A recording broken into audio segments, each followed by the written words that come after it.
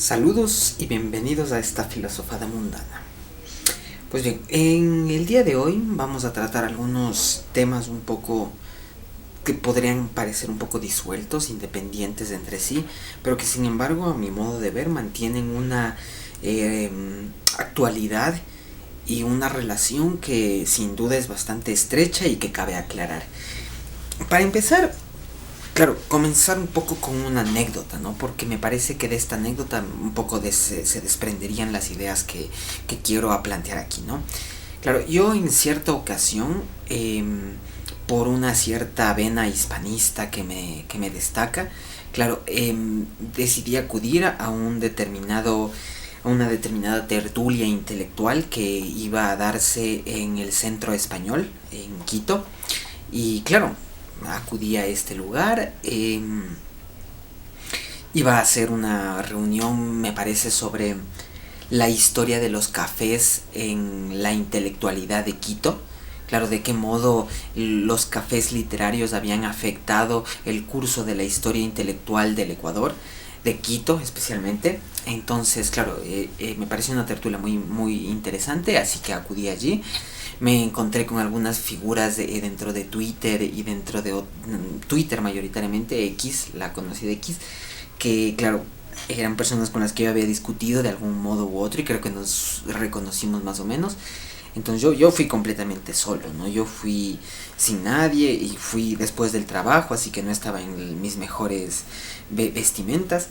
Así que una vez que entré, la verdad es que el aura tan lujosa y tan elegante en verdad me dejó pero un poco pasmado, así que nada, acudí a una silla, me senté un poco lo más en las esquinas posibles para poder escapar en cualquier momento y tales, y nada, me senté ahí, se pusieron a discutir de determinados temas tales, y claro, uno de los expositores eh, trató un tema sobre, claro, los cafés literarios y todo ello.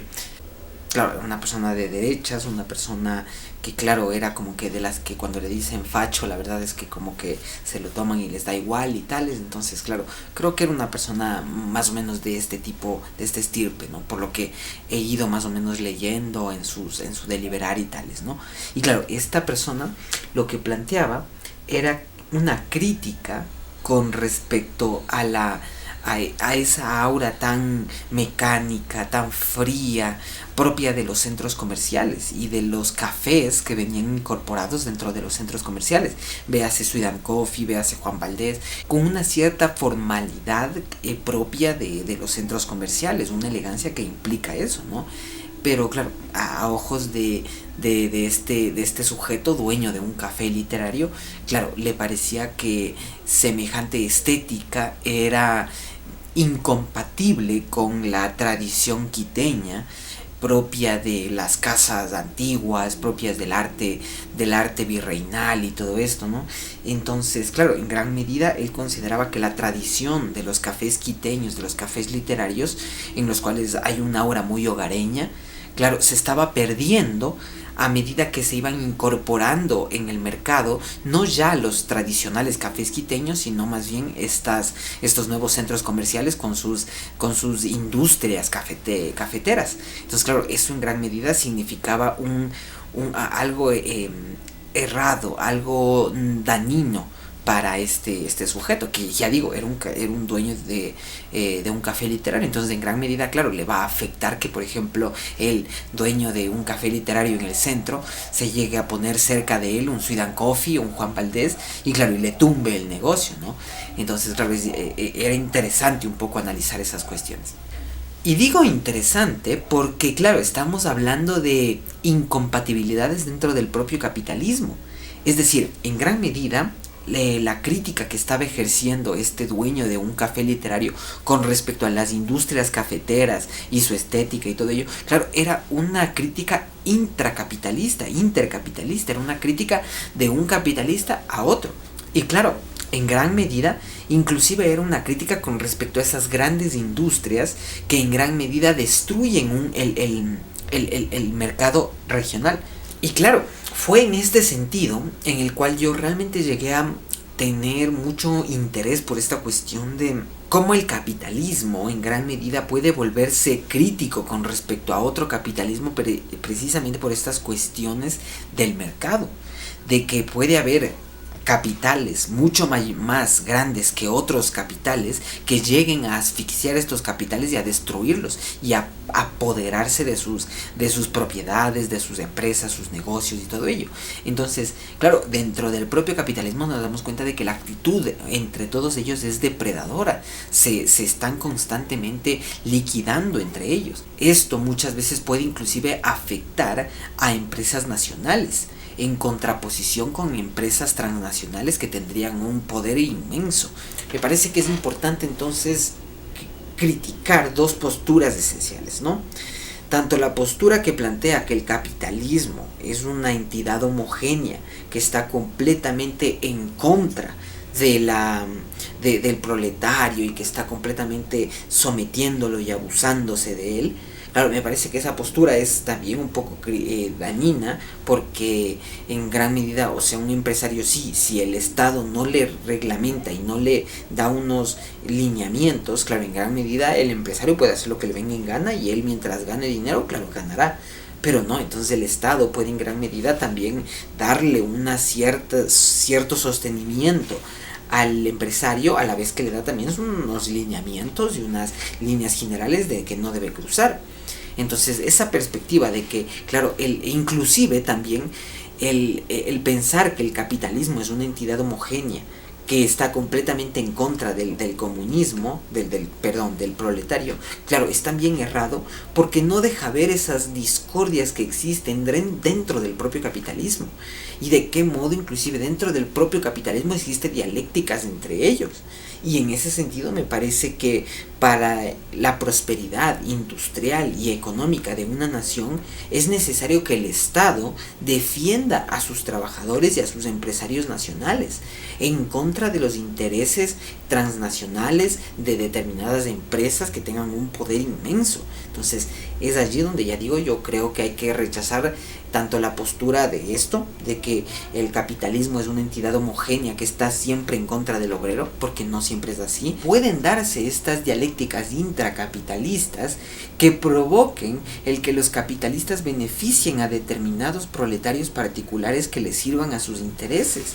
Entonces, claro, pensar que el capitalista está en abstracto siempre en contra de lo proletario, del obrero, también me parece que es un radicalismo errado, porque no siempre es así. Yo digo, puede haber veces en las cuales el propio proletario se una con el empresario para irse en contra de otros modelos de capitalismo.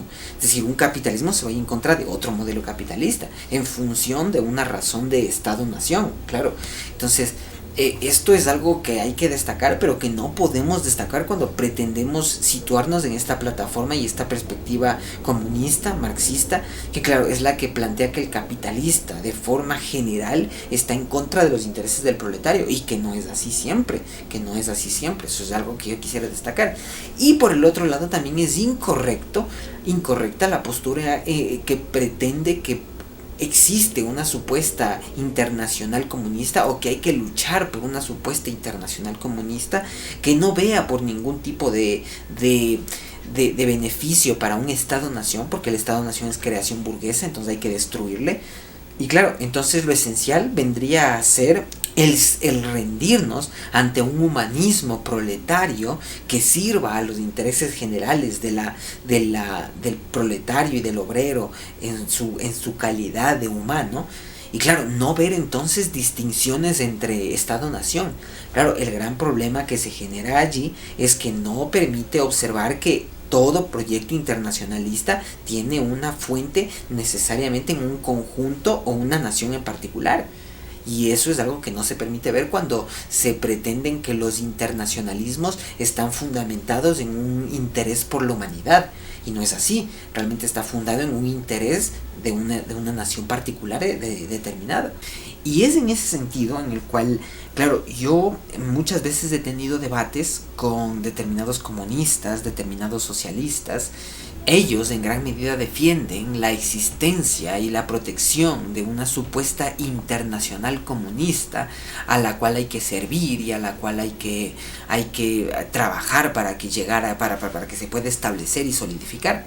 Pero claro, en gran medida lo que no toman en cuenta este tipo de posturas internacionalistas es el hecho de que, primero, para necesitar una revolución proletaria dentro de una sociedad política determinada, tiene que haber un desarrollo industrial muy fuerte, porque de otro modo, sin esa fuerza militar, sin esa fuerza tecnológica que sostenga la revolución, no se puede dar, porque hay otros estados-nación mucho más fuertes que impedirían precisamente semejantes intentos. Entonces, en gran medida, yo me he dado cuenta de que estas internacionales comunistas de las cuales hablan muchas veces de estos socialistas, claro, el gran defecto que veo allí es que no existe de una forma concreta y específica semejante internacional. Existen muchos tipos de internacionales, cada uno con sus rasgos diferenciales y cada una sosteniendo unos intereses particulares muy determinados. Entonces no podemos hablar de que exista propiamente una internacional comunista. Ese es el primer problema. El segundo problema vendría a ser que inclusive de existir una internacional comunista, habría que estudiar de dónde provienen o cuáles son los intereses particulares que conjugan y anidan esta internacional comunista. Porque pensar que puede existir una internacional comunista que solamente esté interesada por el desarrollo de la humanidad en su completa y absoluta generalidad, me parece que son completos idealismos y delirios metafísicos, porque de ningún modo puede plantearse que una institución internacional vaya a luchar por la humanidad completa, porque precisamente esta institución internacional va a estar en dialéctica, va a estar en conflicto con otros proyectos también internacionales. Es un poco como, claro, si yo quiero dominar el mundo y otro sujeto también quiere dominar el mundo, pues claro, tenemos los mismos intereses, los dos queremos dominar el mundo, los dos queremos imponer un régimen internacional, pero el propio hecho de que los dos deseemos eso y el hecho de que haya un solo mundo sobre el cual pues, se puede dominar, claro, implica que estamos entonces en dialéctica. Claro, algo muy similar sería lo que pasa precisamente con estos proyectos internacionalistas, que en gran medida están construidos de forma dialéctica con respecto a otros modelos internacionales. Entonces hay que tener mucho cuidado cuando estamos hablando de estos internacionalismos, porque en gran medida puede que esté resultando ser más bien un sometimiento a una conjugación o una federación muy particular de naciones, pero que se hagan pasar como si fueran la humanidad en abstracto. Claro, y eso es un completo error y una completa ingenuidad ante la cual cabe ser muy prudente con respecto a la filosofía política que escojamos. Y por eso, ya digo, al menos yo, es una postura completamente materialista y realista, ¿no? Entonces, claro, este es uno de los grandes problemas dentro del internacionalismo, que ya digo, yo creo que en gran medida se ven evidenciados en, por ejemplo, este ejemplo que presenté del capitalista que, claro, se iba en contra de otro capitalista. Claro, inclusive los proyectos internacionales del capitalismo no son realmente internacionales, porque inclusive entre ellos hay luchas, lo mismo que lo habría entre las internacionales comunistas o socialistas. Entonces eso es, creo yo, algo que hay que destacar, porque si no estamos perdidos aquí en idealismos y en filosofías completamente ingenuas. Y es entonces que desde mi postura cabría en cualquier caso salvaguardar y proteger la industria nacional, la industria propia, al empresario propio. Es decir, que el Estado funcione para impedir que capitales extranjeros o transnacionales lleguen al territorio nacional a destruir la industria y la empresa nacional. porque eso podría suponer que nuestro mercado acabe completamente subordinado a los servicios o productos de una corporación internacional. Y eso, ya digo, nos puede mantener en situación de dependencia que inclusive pueda volverse sometimiento y abuso. Entonces hay que ser muy prudente con respecto a, claro, dejar que nuestro mercado esté completamente inundado de productos extranjeros, porque claro, son los mejores, es lo mejor, pero claro, y la dependencia económica política que genera esto es también importante, es muy muy importante. Entonces ahí creo que a las naciones hispanoamericanas les hace falta mucha inteligencia, tanto política como militar y tecnológica en este sentido. Y creo ya digo que es con el estudio del Estado-Nación y de lo que significa, de las cualidades que tiene y de las relaciones que se generan, que es importante estudiar este tema, ¿no? Pero nada, creo que eso sería un poco en resumen lo que me gustaría haberles contado, ¿no? Y nada, será hasta una próxima ocasión. Si te gustó el video, no te olvides de suscribirte y darle me gusta. Y eso ha sido todo, te agradezco. Será hasta una próxima ocasión. Filosofada Mundana.